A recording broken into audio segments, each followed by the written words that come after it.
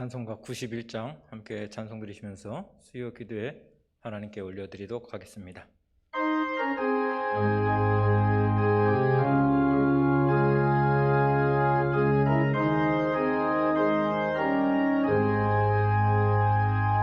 슬픈 마음 있는 사람 예수 이름 믿으면 영원토록 변함없는 기쁜 마음 얻으리. 예수의 이름은 세상의 소망이요 예수의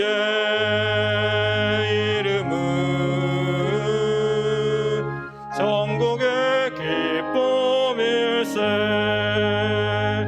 거룩하신 주의 이름 너의 방패 삼으라.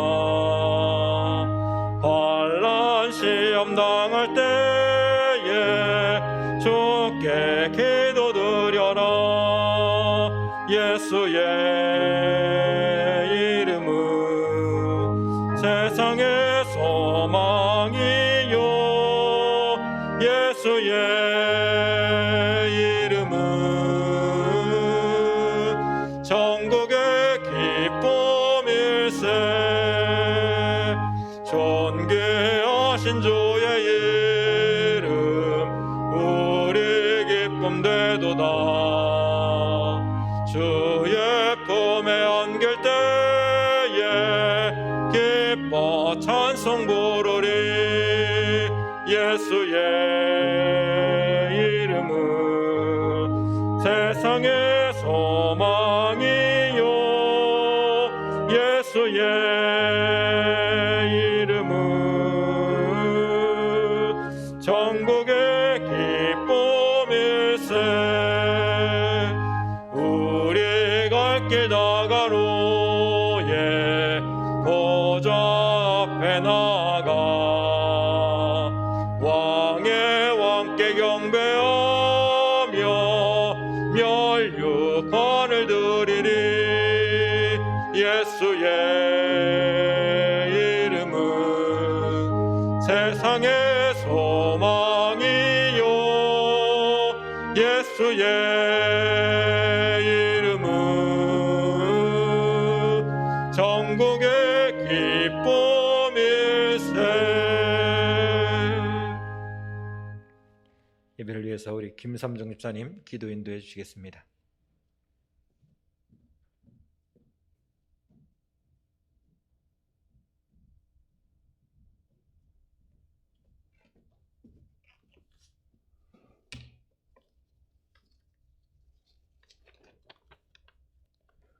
오늘 여기까지 인도하신 에베네셀의 아버지 하나님, 부족하고 연약한 우리들에게 십자가의 은혜를 누리게 하심을 진심으로 감사드립니다.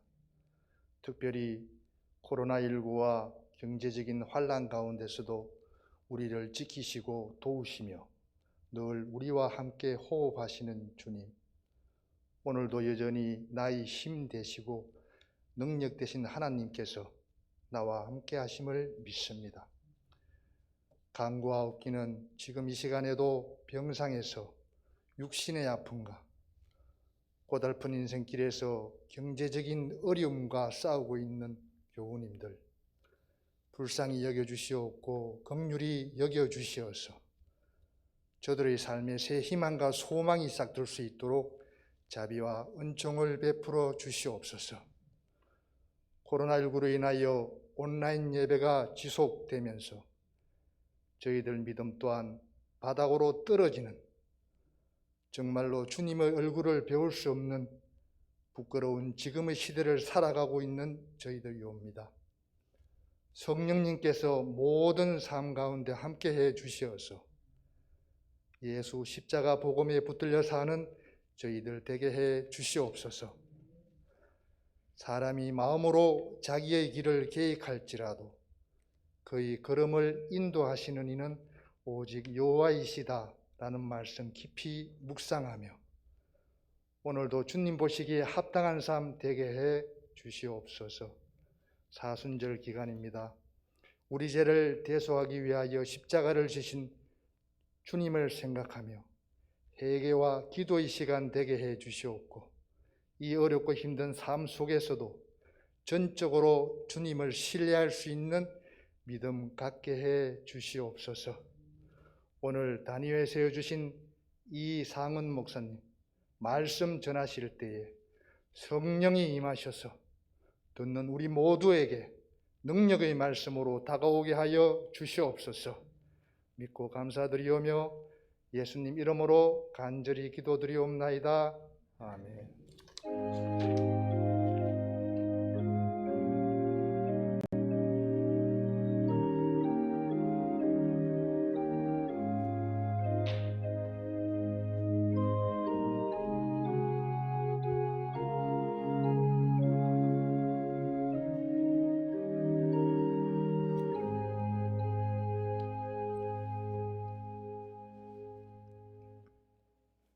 오늘 우리에게 주신 하나님의 말씀은 구약성경 시편 41편의 말씀입니다.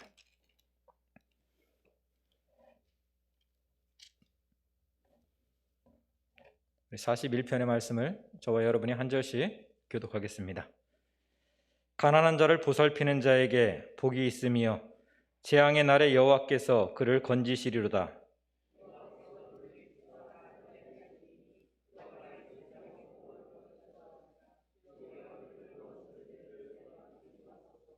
여호와께서 그를 병상에서 붙드시고 그가 누워 있을 때마다 그의 병을 고쳐 주시나이다.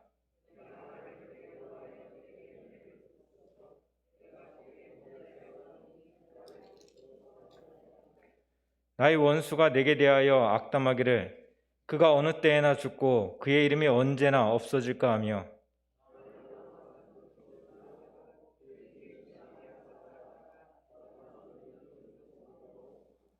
나를 미워하는 자가 다 하나같이 내게 대하여 수군거리고 나를 해하려고 꾀하며,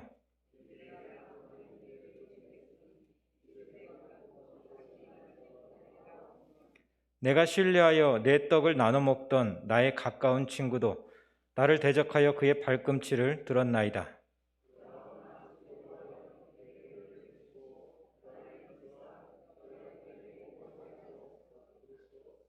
내 원수가 나를 이기지 못하오니 주께서 나를 기뻐하시는 줄을 내가 알았나이다.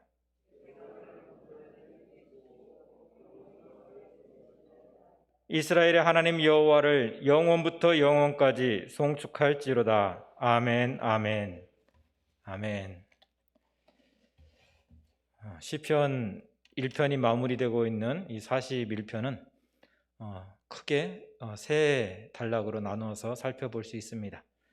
1절에서 3절까지의 말씀은 그 연약한 자를 돌보는 자의 그 복에 대해서 말씀을 하고 있고, 또 4절에서 9절까지의 말씀은 병상에서 드리는 그 하나님께 드리는 기도와 또 다윗이 경험했던 그 배신의 아픔들을 또 기록해 놓고 있습니다. 또 10절에서 12절은 회복을 위한 하나님께 대한 그 기도가 또 기록되어 있습니다. 학자들은 이런 다윗이 경험하고 있는 병상에서의 그 아픈 그 모습으로 인해서 시편 41편은 압살롬에 의해서 다윗이 압살롬의 반역으로 인해서 그 다윗이 이렇게 쫓겨다닐 때 그 기록한 시편일 것이다라고 많은 분들이 이야기를 하고 있습니다. 1절에서 3절의 말씀을 제가 한번 읽어드리겠습니다. 가난한 자를 보살피는 자에게 복이 있으며 재앙의 날에 여호와께서 그를 건지시리로다. 여호와께서 그를 지키사 살게 하시리니 그가 이 세상에서 복을 받을 것이라. 주여, 그를 그 원수들의 뜻에 맡기지 마소서. 여호와께서 그를 병상에서 붙드시고 그가 누워 있을 때마다 그의 병을 고쳐주시나이다. 아멘. 시편 1권의 마지막 권이기도 한 시편 41편 1절은 그 1절의 시작은 히브리어 아쉐르라는 단어로 시작되어집니다. 이 말은 복이 있다라는 그러한 단어죠. 근데 이 단어는 시편 1편 1절에 시작할 때와 똑같은 단어입니다. 시편 1편에 이렇게 제가죠. 복 있는 사람은 악인의 꾀를 쫓지 아니하고, 그러니까 시편 1편 1절에서 복이 있으며 라고 그 말씀하고 있는데 41편 1절도 그 시작이 복이 있으며 라고 말씀하고 있는 것을 우리는 보게 되어집니다. 그러니까 시편 1편에서 복 있는 사람이란 하나님께서 복 주시는 사람은 악인의 꾀를 쫓지 아니하고 죄인의 길에 서지 아니하고 오만한 자의 자리에 앉지 아니하며 오직 여호와의 율법을 즐거워하여 그 율법을 주야로 묵상하는 사람이다 라고 하면서 복 있는 사람이 어떤 사람인가에 대해서 이렇게 정의를 하고 있죠. 그러면 악인의 꾀를 쫓지 아니하고 죄인의 길에 서지 아니하고 오만한 자리에 앉지 아니하고 오직 여호와의 율법을 즐거워하며 그 율법을 즐거워하는 사람의 모습은 어떤 모습이냐는 거예요. 41편 1절은 그 모습에 대해서 가난한 자를, 연약한 자를 돌보는 사람이 바로 그러한 사람이다 라고 말씀하고 있는 것이죠. 여기서 가난한 자로 번역된 이 단어는 단순히 가난하다, 궁핍하다 라는 그런 의미만을 가지고 있는 단어는 아닙니다. 이 단어가 가지고 있는 뜻은 천하다, 약하다라는 의미로 강자와 대조되어지는 그 약자, 강가, 많이 가진 자와 대조되어지는 없는 자, 또 건강한 자와 대조되어지는 그 연약한 자를 의미하는 그러한 단어입니다. 옛날부터 지금까지 세상 사람들은 우리 모두가 연약한 사람보다는 좀 강한 자에게 관심을 많이 가지고 있습니다. 못생긴 사람보다는 잘생긴 사람에게 관심을 많이 갖고 있고 키가 작은 사람보다는 키가 큰 사람에 대해서 관심을 많이 갖고 있는 것이 사실입니다. 없는 자들보다는 있는 자에게 관심이 많이 있고 작은 교회보다는 큰 교회에 관심을 많이 갖고 있는 것이 우리들의 모습이라는 거예요. 그런데 하나님은 이 약한 자를 돌보는 것은 언약 공동체의 의무이자 의인이 가지고 있어야 될 모습이라고 성경은 우리에게 말씀하고 있습니다. 신명기 10장 18절 19절의 말씀을 보면 하나님은 구약시대의 대표적인 약자로 이야기되어지는 고아와 과부, 나그네를 사랑해야 된다라고 말씀하고 있습니다. 또 24장 17절 이하의 말씀에도 나그네와 고아의 송사를 억울하게 하지 말라라고 말씀하고 있습니다. 또 과부의 옷을 전당 잡아서는 안 된다라고 말씀하고 있습니다. 곡식을 벨 때에도 포도나무의 그 열매를 딸 때에도 감람나무의 열매를 딸 때에도 다 따지 말라라는 거예요. 따다가 혹시 남겨둔 것이 있네? 돌아가서 따지 말라는 거예요. 왜? 그것은 연약한 자들, 가난한 자들의 몫이라는 거예요. 그들을 먹게 그냥 놔두라고 하나님은 말씀하고 있습니다. 또 신명기 14장에서는 11조에 대해서 우리에게 말씀하시면서 가르쳐 주시면서 3년에 한 번씩은 10분의 1을 따로 모아서 거두어서 성 안에 비축해 놓으라 라고 말씀하고 있는 거예요. 그러니까 우리가 알고 있는 11조의 또 다른 11조이죠. 그 11조 말고 3분의 2, 그러니까 3년에 한 번씩. 근데 그 용도는 뭐냐? 그 용도는 바로 고아와 과부와 나그네를 위한 용도라는 거예요. 쓰임이라는 거예요. 그들이 필요할 때마다, 그들이 정말 이렇게 없어서 굶주릴 때마다 그들을 위해서 사용할 수 있도록 비축해 두어라 라고 하나님은 말씀하고 있습니다. 그러니까 너희가 이스라엘이 이렇게 해야 되는 이유에 대해서도 말씀하시는데 그 이유는 너희도 애굽에서 나그네였기 때문에 그렇다라고 하나님은 말씀하시죠. 그러니까 언제 너희가 그렇게 막 부유했었냐? 언제 너희가 너희 땅을 가지고 그렇게 농사져서 먹고 살았냐? 너희도 애굽에서는 종으로 노예로 살지 않았냐? 너희 거 아무것도 없이 살지 않았냐? 그러니까 그때를 생각해서 지금 너가 있다 할지라도 부유하다 할지라도 연약한 자들, 가난한 자들, 내 힘으로 먹고 살 수 없는 그들을 돌아볼 수 있어야 된다. 그것이 언약 공동체의 하나님의 백성으로서의 백성들이 가지고 살아가야 되는 모습이다라고 말씀하고 있는 것이죠. 그런데 이렇게 살아가는 그 사람들에 대해서, 이렇게 하나님의 은혜를 잊지 않고 살아가는 사람들에 대해서 하나님께서는 반드시 기억하고 복을 주시겠다라고 41편은 우리에게 말씀하고 있습니다. 그 첫 번째 복이 뭐냐면 재앙의 날에 건져주시는 복을 주겠다는 거예요. 모두가 다 죽을 수밖에 없는 그런 상황 속에서 살 길을 열어주시겠다는 거예요. 우리가 잘 알고 있는 노아를 한번 보십시오. 모두가 다 심판을 받고 멸망을 당하는 날에 노아는 하나님의 은혜를 잊고 살 길이 열리는 것을 우리는 보게 되어집니다. 소돔 땅에 하나님의 심판을 받을 때 롯은 하나님의 은혜를 잊고 살게 되어지는 모습을 우리는 또 보게 되어지죠. 이스라엘은 어떻습니까? 애굽 온 땅의 장자들이 다 죽게 되었을 때 이스라엘은 하나님의 약속의 말씀을 붙잡고 어린 양의 피를 문설주에 발랐을 때 죽음의 사자가 그 집을 건너가는, 말 그대로 다 죽을 수밖에 없는 상황에서 사는 길을 하나님께서 열어주시더라는 거예요. 두 번째는 여호와께서 그를 지키사 살게 하시는 복을 주시겠다라고 약속하고 있습니다. 지키다, 살게 하다라는 그 단어는 기본적으로 병이나 죽음에서 회복하다라는 그런 뜻을 가지고 있는 단어입니다. 말 그대로 죽을 병에서 회복되어서 정말 힘차게 살아가게 될 것이다, 그렇게 살 수 있게 내가 해주겠다라고 주님이 말씀하고 있는 거죠.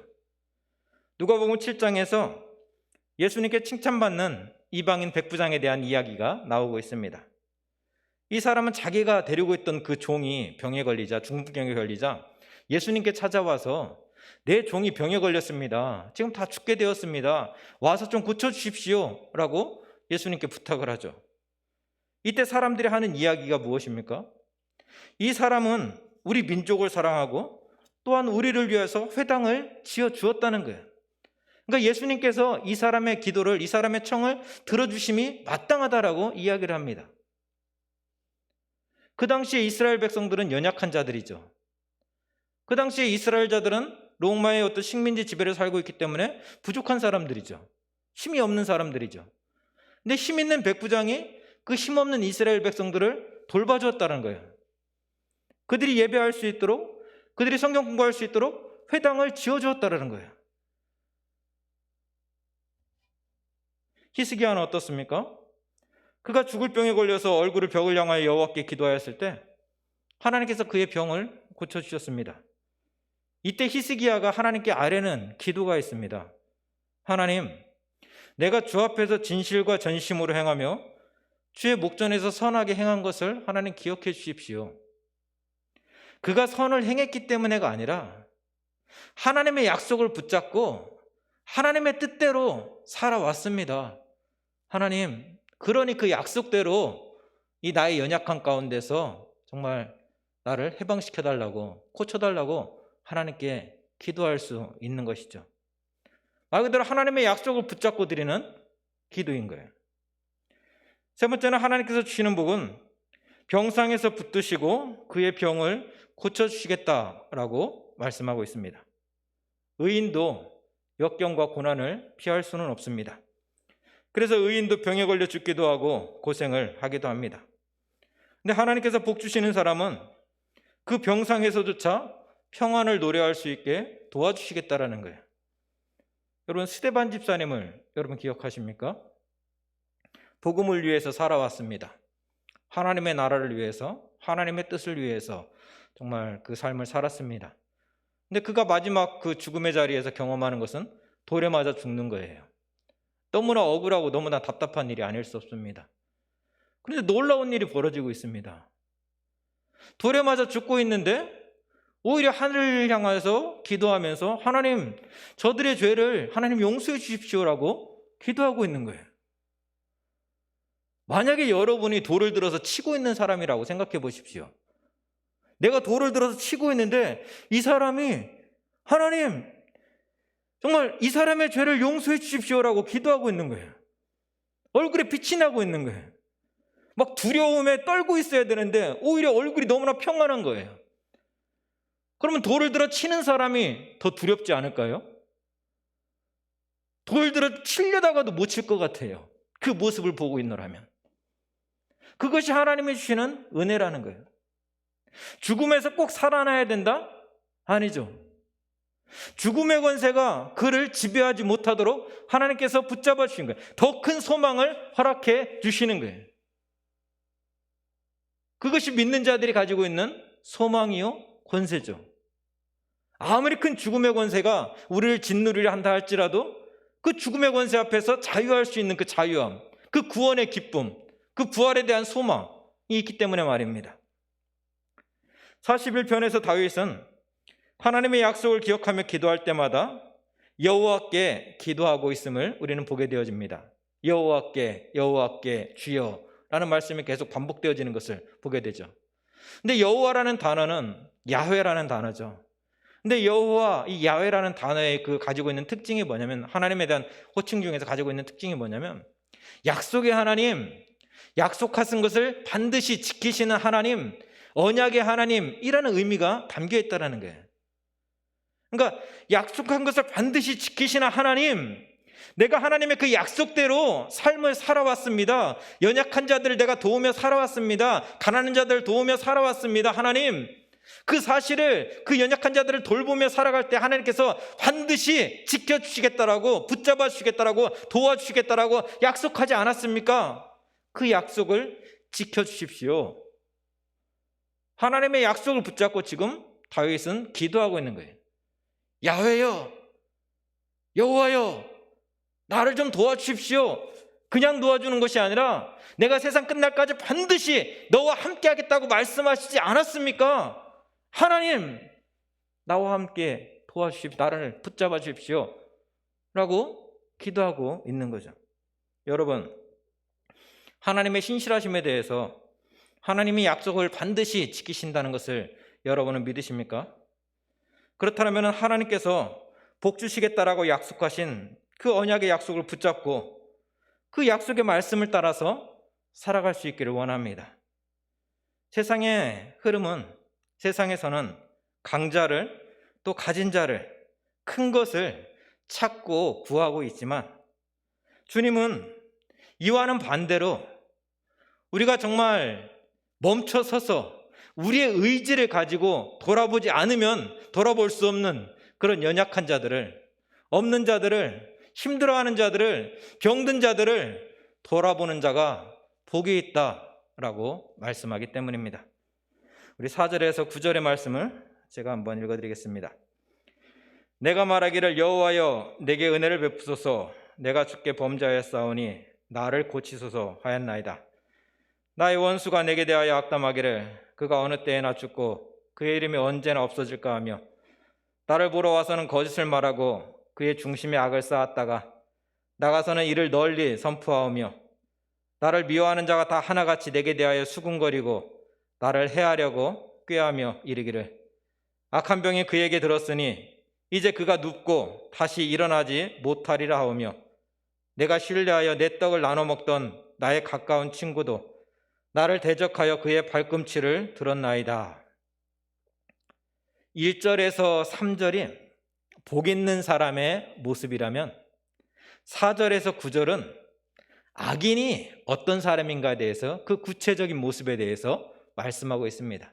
우리 시편 1편에서도 그러죠. 복 있는 사람은 이렇게 쭉 놓고 또 그 4절부터 악인은 그렇지 않으며 오직 바람이 나는 겨와 같다라고 하면서 그 악인에 대해서 이렇게 정리하고 있는데, 이 4절에서 9절까지의 그 모습이 바로 악인이 행하고 있는 구체적인 삶의 모습들이라는 거예요. 우리 한 절 한 절씩 살펴보면 다윗은 먼저 4절에서 하나님께 은혜를 구하고 있습니다. 하나님, 은혜를 좀 주십시오. 하나님, 좀 은혜를 좀 허락해 주십시오. 라고 기도하죠. 근데 여러분, 은혜가 무엇인가요?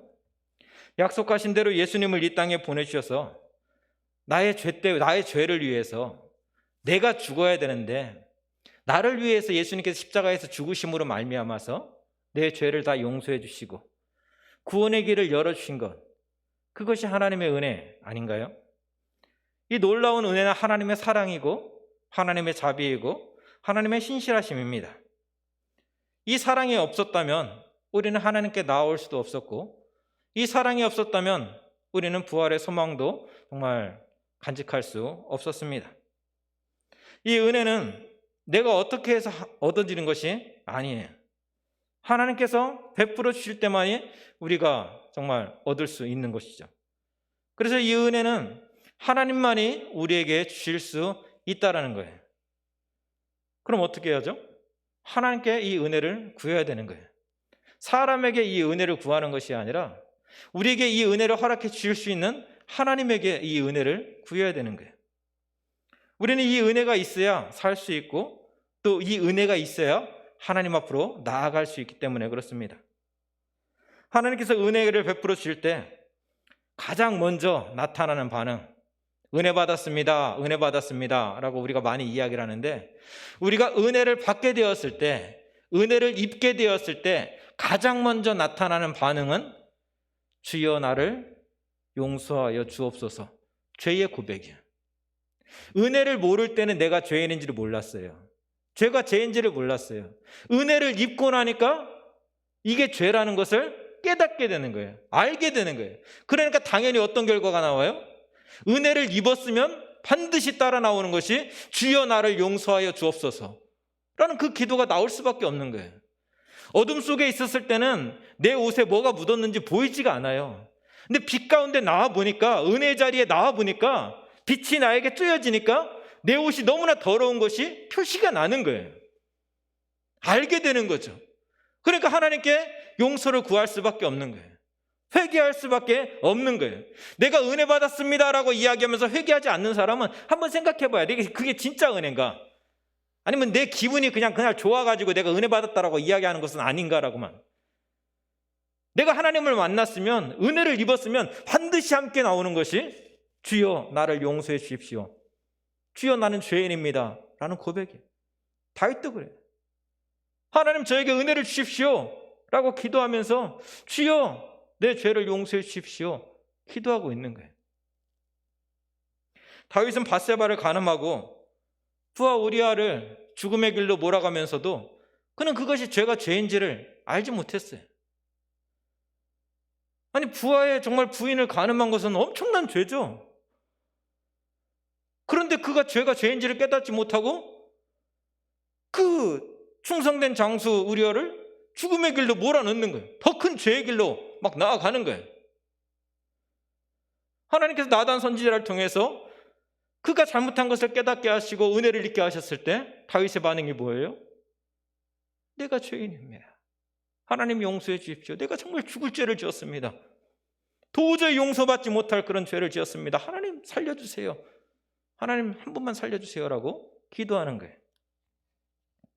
죄로 인해 구원의 기쁨을 잃어버리고 살면서도 그 사실조차 모르고 살았는데 죄인임을 알고 깨닫게 되었을 때 구원의 기쁨도 하나님 안에서의 소망도 다 사라졌다라는 것을 그때서야 비로소 알게 된 거예요. 내가 지금 누리고 있던 소망이 진짜 소망이 아니구나. 하나님이 주신 그 구원의 기쁨과 소망이 사라져버렸구나. 그 사실을 깨닫고 나니까 다윗은 하나님께 기도하는 거예요. 나를 주 앞에 쫓아내지 마시고 주의 성령을 내게서 거두지 마옵소서. 주여 구원의 기쁨을 내게서 회복시켜 주시고 차원하는 심령을 주사 나로 하여금 다시금 하나님을 바라보게 주님 도와주십시오 라고 말입니다. 물고기가 물을 떠나서는 살 수 없고 양이 목자를 떠나서는 살 수 없듯이 하나님의 백성들이 하나님을 떠나서는 살 수 없습니다. 다른 말로 이야기해서 하나님과의 친밀함을 잃어버리고서는 우리는 구원의 기쁨과 즐거움 가운데 살아갈 수 없다라는 거예요. 그 하나님과의 친밀한 그 관계가 끊어진 그 자리가 바로 지옥을 경험하는 자리요, 그 자리가 심판의 자리요, 그 자리가 고통의 자리인 거예요. 오늘 우리가 예배하면서, 오늘 우리가 하루하루를 살아가면서 하나님이 멀게 느껴지십니까? 하나님이 정말 나와는 상관없이 그렇게 느껴지실 때가 있습니까? 구원의 기쁨과 감격을 잃어버리고 오늘 이 자리에서 예배드리고 있습니까? 그럼 하나님께 기도하십시오. 하나님 은혜를 주십시오. 구원의 기쁨과 즐거움을 다시금 회복시켜 주십시오. 하나님 분명히 주님이 내 마음속에 계시다고 하셨는데 내 마음속에 계신 그 주님이 느껴지지가 않습니다. 그 주님이 경험되지가 않습니다. 주여 그 주님을 보기를 원합니다. 그 주님을 만나기를 원합니다. 그 주님을 경험하기를 원합니다. 그래야 제가 살 수 있겠습니다 라고 하나님께 기도할 수 있기를 원합니다. 하지만 악인은 하나님의 은혜도 하나님의 약속도 두려워하지 않습니다. 아니 하나님을 생각하지 않고 살아가기에 하나님의 말씀은, 하나님의 약속은 나에게 중요한 것이 아니에요. 그것은 악인들의 모습이에요. 우리 5절에서 9절에 나오는 그 악인들의 모습을 하나씩 살펴볼 텐데요. 그들의 첫 번째 모습은 중한 질병에 걸려서 고통당하고 있는 그 다윗에게 찾아와서 그가 어느 때에나 죽을까, 어느 때에나 그의 이름이 없어질까라고 이야기하고 있다는 거예요. 그 이름이 없어진다라는 의미는 그의 후손이, 그의 자손이 끊어진다라는 거예요. 여러분, 죽을 병에 걸려 있는 사람 앞에 가서 그런 이야기를 할 수 있을까요? 참 독한 사람이죠. 근데 악인은 그렇게 하고 있다라는 거예요. 그렇게 한다는 거예요. 6절에 나오는 그의 중심에 악을 쌓았다가 나가서는 이를 널리 선포한다는 말은 마음속으로 다윗이 앓고 있는 그 질병에 대해서, 그 원인에 대해서 그냥 추측을 하면서 밖에 나가서는 자신의 생각을 막 이야기한다라는 그런 의미입니다. 그러니까 위로한다고 와서 찾아왔는데 막 이야기를 하고 있는데 속에도 없는 말로 위로를 하는 거예요. 정말 사랑해서 정말 가슴이 아파서 위로하는 것이 아니라 속에도 없는 위로를 막 하고 있는 거예요. 그래서 그 사람의 모습을 살펴보는 거죠. 그 사람이 무슨 이야기를 하는지 들어보는 거죠. 근데 가만히 듣고 있다가 가만히 살펴보다가 이상원이가 이런 이야기를 하네. 이 사람 마음이 이런 얘기를 했구만. 그 얘기를 쭉 듣고 마음속에 두고 있다가 나와서 사람들한테 야, 내가 저기 가서 한번 저 사람을 정말 가서 위로한다고 가서 봤더니 이러이러한 얘기를 하대 하면서 내 생각대로 그것을 부풀려서 쫙 얘기를 하는 거예요. 그것이 악인의 모습이라는 거예요. 사람이 아프면은 위로 온 사람들한테 이런저런 얘기, 속상한 얘기들, 때로는 아픈 얘기를 다 하잖아요. 그 얘기는 결론은 뭐냐면 내가 너무 아프다는 이야기인데 그 겉에 있는 이야기를 딱 듣고 와서 밖에 나가서 그 이야기를 포장해서 또 다르게 이야기를 한다는 거예요. 근데 그 이야기가 흘러 들어왔을 때 어때요, 여러분? 그런 얘기 들었을 때 기분 좋던가요? 너무 힘들죠. 너무 어렵죠. 나는 힘들어서 이야기했는데, 나는 죽게 생겨서 이야기한 얘기인데, 던진 말인데 그 말을 갖고 밖에서 막 다르게 이야기를 해갖고 더 그게 막 풍성해져가지고 정말로 내 귀에 들려올 때 그때 그 느끼는 절망감, 그 배신감, 뭐로 말로 표현할 수 없죠. 그것이 악인의 모습이라는 거예요. 지금 다윗이 경험하고 있는 모습이라는 거죠. 7절에서 내게 대하여 수군거린다 라고 했을 때 이 수군거리라는 이 단어는 단순히 그냥 막 뒷담화를 하고 다닌 그런 이야기가 아니에요. 그러니까 옛날 언어들이죠. 그 우가리어에서 이 속삭이, 이 수군거리다라는 말은 속삭이다, 또 뱀을 부리는 자로 사용되어지는 단어입니다. 아람어에서는 마법사로 사용되어졌고, 또 시리아어에서는 그 퇴마사로 사용되어졌고, 또 아카드어에서는 속삭이다, 악령을 내쫓다 등으로 사용된 단어입니다. 히브리어에서도 주술사, 또 속삭이다라는 의미를 함께 가지고 있는 그런 단어죠. 그러니까 단순히 속삭이다라는 것은 단순히 그냥 이야기를 전하다, 이야기를 막 이렇게 나발나발하다 그런 말이 아니라 주술적 의미가 담겨 있다라는 거예요. 주술적 의미라는 게 뭐예요? 이 사람이 잘못되기를, 이 사람이 무너지기를, 이 사람이 정말 실패하기를 내가 빈다, 소원한다, 그런 의미가 담겨 있는 거예요. 그 병이 더 악화되기를, 그가 넘어져서 일어서지 못하기를 그런 바라는 마음이 더 강하게 들어있는 단어가 이 속삭이다라는 그런 말에 담긴 뜻이라는 거예요. 우리가 습관을 따라서 때로는 무의식적으로 내 생각들을 이렇게 막 확 떠벌리고 다녔어요. 근데 그 말들이 연약한 자를, 공경에 처해 있는 사람들을 더 죽음의 길로 몰아가는 일이라는 것을 우리는 알아야 됩니다. 나도 모르게 내가 저 사람을 죽음의 길로 내몰고 있구나 라는 것을 깨달아야 됩니다. 9절에서 내 떡을 나눠 먹는 나의 가까운 친구도 나를 대적하여서 발뒤꿈치를 들었다 라는 그런 표현이 나오는데, 이 나의 가까운 친구를 직역해보면 내 평화의 사람, 또 표준서변역에서는 흉물이 없는 친구로 이야기하고 있습니다. 이 평화의 사람이라고 했을 때 이 평화, 이 샬롬은 언약의 관계를 이야기하죠. 그러니까 그들이 어릴 때부터 서로 영원히 서로 동거동락하기로 약속을 맺은 사이였다는 거예요. 우리 끝까지 우리 변치 말고 서로 사랑하면서 살아가자.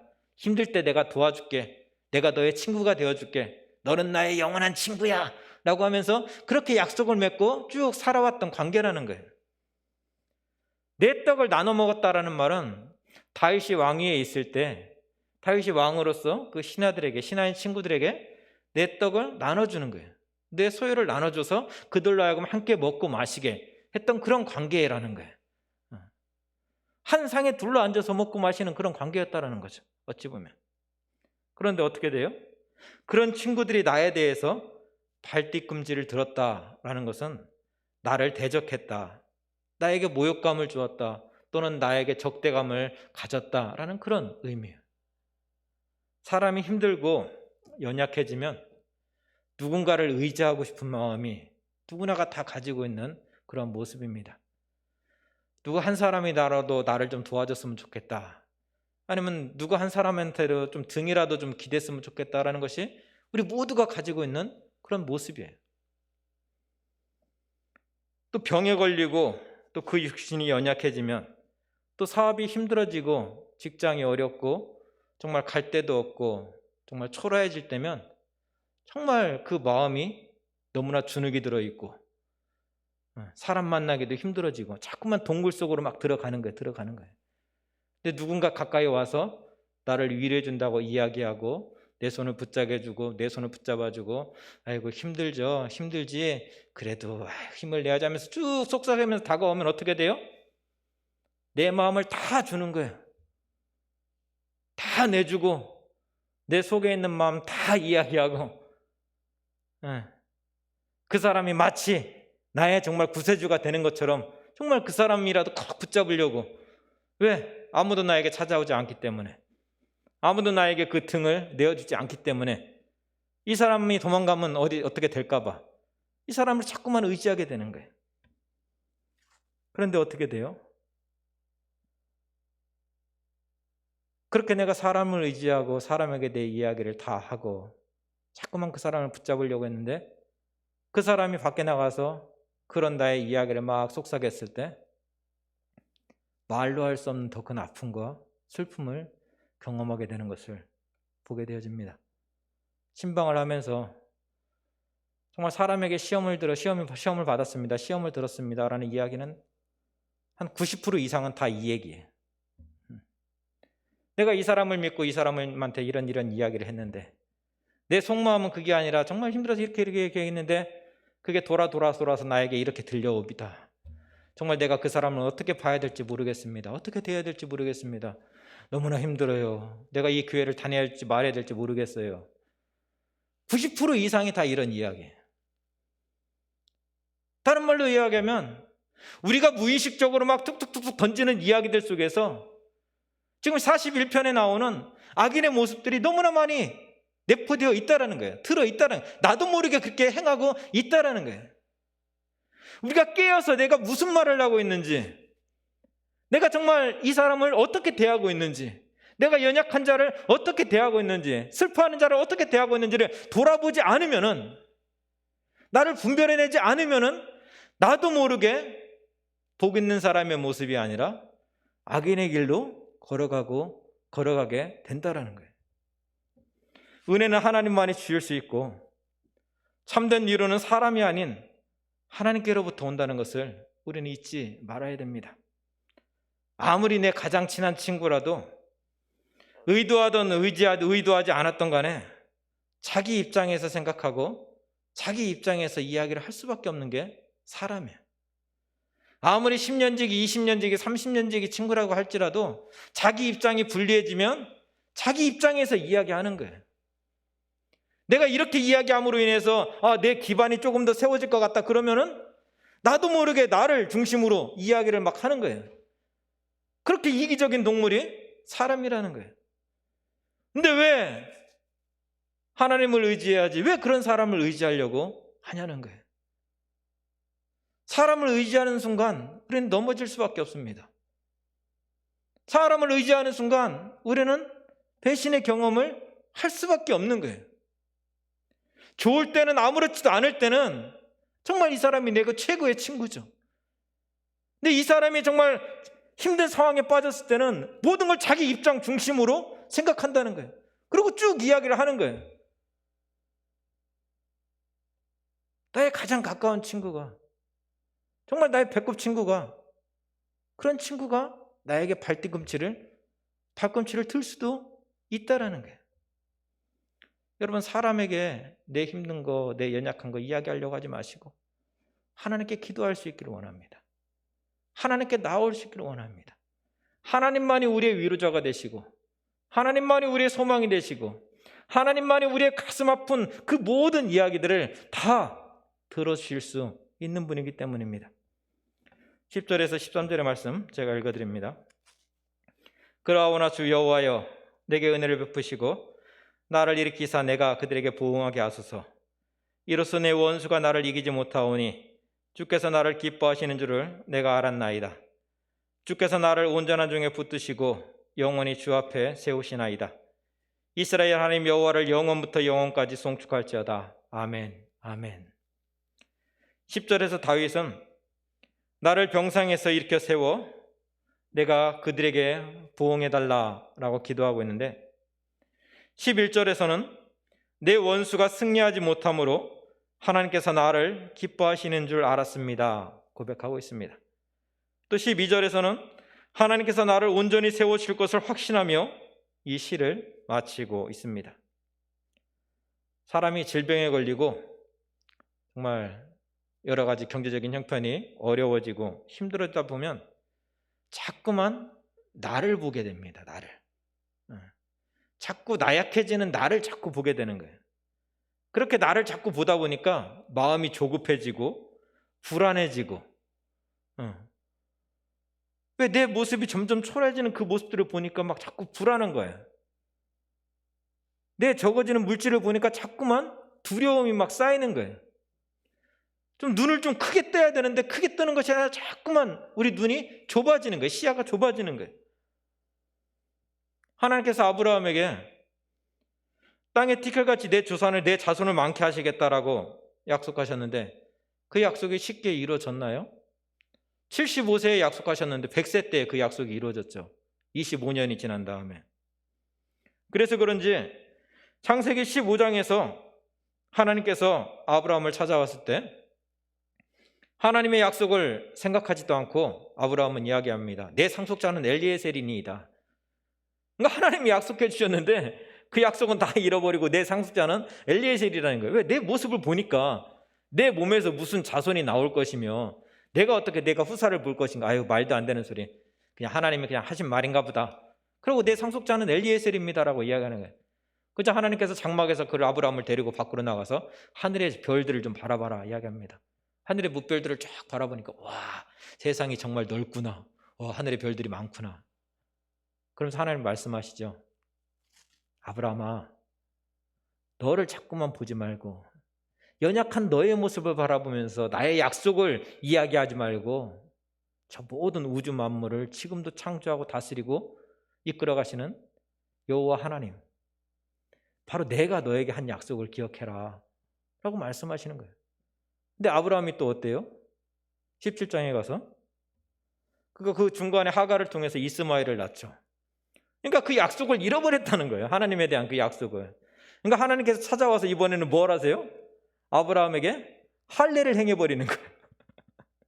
왜 할례를 행했을까? 목사님 지난번에도 한번 말씀하셨는데 할례를 행해버리니까 화장실에 갈 때마다 그 할례된 그 모습을 보는 거예요. 그러면서 어떻게 해요? 아, 맞아.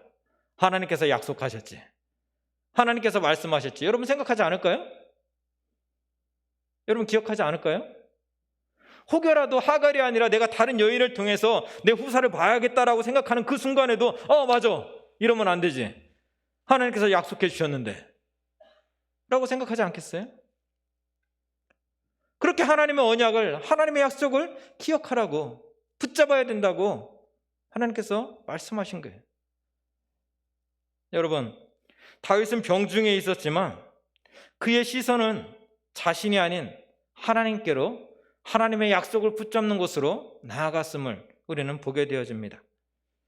비록 아직 병중에 있지만 하나님이 나를 기뻐하심으로, 하나님이 나와 함께 하심으로, 하나님이 나를 도와주심으로 원수가 나를 이기지 못할 것이며 주께서 나를 온전히 세우실 것을 확신하며 이스라엘의 여호와 하나님을 찬송하고 있습니다. 내가 나의 모습을 보면 너무나 연약하지만, 내가 나의 모습을 보면 내 대가 끊어질 것 같지만, 내가 나의 모습을 보면 저들이 이야기하는 것처럼 정말 초라하게 모든 것이 끝날 것 같지만, 내가 하나님을 보니까 아니거든요. 너 아직 끝났지 않았다라고 말씀하시거든요. 내가 너를 붙잡고 있다라고 말씀하시거든요. 내가 너를 일으켜 세워줄 것이라고, 다시 살릴 거라고 말씀하시거든요. 그러니까 하나님이 나를 놓지 않으셨군요. 하나님 나를 붙잡고 계시는군요. 하나님 나를 일으켜 세워주실 것입니다. 아멘. 나는 다시 일어날 수 있습니다. 하나님 감사합니다. 하나님 영광 받아 주옵소서. 그렇게 찬송하면서 이 시를 마치고 있습니다. 이것이 바로 믿음입니다. 복 있는 사람으로 우리가 살아간다 할지라도 질병과 어려움의 문제는 우리가 하나님 앞에 나아가는 그 순간까지 끊이지 않을 것입니다. 원수가 나를 해하려고 속삭이고 발꿈치를 늘 들고 찾아올 것입니다. 그때 연약한 나를 보고 한숨 쉬고 눈물을 흘리는 것이 아니라 눈을 들어서 하늘의 하나님을 바라볼 수 있기를 원합니다. 오늘도 나와 함께 하시는 하나님께 나를 좀 붙잡아 달라고, 나를 좀 도와달라고, 내가 내 모습을 보면서 정말 넘어져 가는 것이 아니라 살아계신 하나님의 약속을 바라보면서 믿음으로 일어날 수 있게 달라고, 그 은혜를 허락해 달라고 기도할 수 있기를 원합니다. 그리고 어떤 원수라도 나를 해치지 못할 것은 주께서 나와 함께 하시기 때문입니다. 주께서 나의 연약한 자리 가운데 온전히 일으켜 세워주실 것이기 때문입니다 라고 믿음으로 선포하며 기도할 수 있기를 원합니다. 내가 세상 끝날까지 너희와 항상 함께하리라 약속하신 주님이 다윗을 그 죽음의 자리에서 다시금 일으켜 세워주신 것처럼, 아브라함을 열국의 아비로 세워주신 것처럼 오늘 여러분도 온전한 중에 일으켜 세워줄 것이기 때문입니다. 이스라엘 하나님 여호와를 영원부터 영원까지 찬송할 수 있는 저와 여러분이 될 수 있기를 원합니다. 같이 기도하겠습니다. 이 시간에 같이 함께 기도할 때 우리 세 가지 기도 제목 놓고 함께 기도하기 원합니다. 코로나가 계속되어지면서 우리의 정말 예배가 너무나 흩어지고 있는 모습이 있습니다. 우리 예배의 회복을 위해서 함께 기도하기 원합니다. 또 코로나의 종식을 위해서 함께 기도했으면 좋겠습니다. 코로나 확진자가 조금 줄어들었다고는 하지만 새 학기가 되면서 또 여기저기에서 또 많은 또 확진자들이 나오고 있습니다. 코로나의 종식을 위해서 같이 기도하시고, 또 새 학기에 입학한 우리 초등학교에 입학한 아이들이 있고 중학교에, 고등학교에, 또 대학교에 진학한 그런 아이들이 있습니다. 낯선 환경에 잘 적응할 수 있게 주님 도와달라고, 붙잡아달라고 우리 같이 기도하겠습니다. 하나님 아버지 감사합니다. 아버지 정말 아버지 우리가 연약한 가운데 아버지 절망의 자리로, 낙심의 자리로 나아가는 것이 아니라 오늘도 나와 함께 하시는 하나님을 바라보면서 기도의 자리로 나올 수 있는 우리 대항의 모든 가족들이 되어줄 수 있도록 주님 붙잡아 주옵고 주님 동행하여 주옵소서. 연약한 나의 모습을 바라볼 때는 아버지 우리는 좌절할 수밖에 없고 정말 아버지 낙심할 수밖에 없습니다. 그러나 아버지 주님이 나와 함께 하시다라고 약속하여 줬사오니, 주님이 내가 너를 아버지 놓치지 않겠다고 주님 말씀하였사오니, 주님이 오늘도 내가 너와 함께 하겠다라고 주님 말씀하였사오니, 그 약속의 말씀을 붙잡고 아버지 믿음으로 아버지 일어서는 아버지 대항의 모든 가족들이 될 수 있도록 주여 도와주옵소서. 사람을 의지해서 아버지 사람에게 아버지 아픔과 아버지 슬픔을 경험하는 것이 아니라 아버지 하나님만을 바라보면서 아버지 기도하며 나아가는 자리를 원합니다. 그렇게 아버지 기도의 자리로 나올 때마다 주여 응답 주시고 말씀 주시고 아버지 함께 동행하여 주의사 아버지 그 자리가 기쁨의 자리가 되어지게 도와주셨고 슬픔이 변하여 아버지 소망이 되어주시는 귀한 은혜가 있게 도와주옵소서. 아버지 하나님 기도하고 원하옵기는 아버지 정말 아버지 코로나19 아버지 장기화되면서 아버지 우리의 마음이 하나님을 향한 아버지 우리의 마음이 정말 아버지 예배를 향한 아버지 우리의 마음이 자꾸만 아버지 흩어지고 있습니다. 하나님 도와주옵소서. 붙잡아 주옵소서. 아버지 모이는 예배로 아버지 하나님께 아버지 드린 예가 하루속히 아버지 다가가길 원합니다.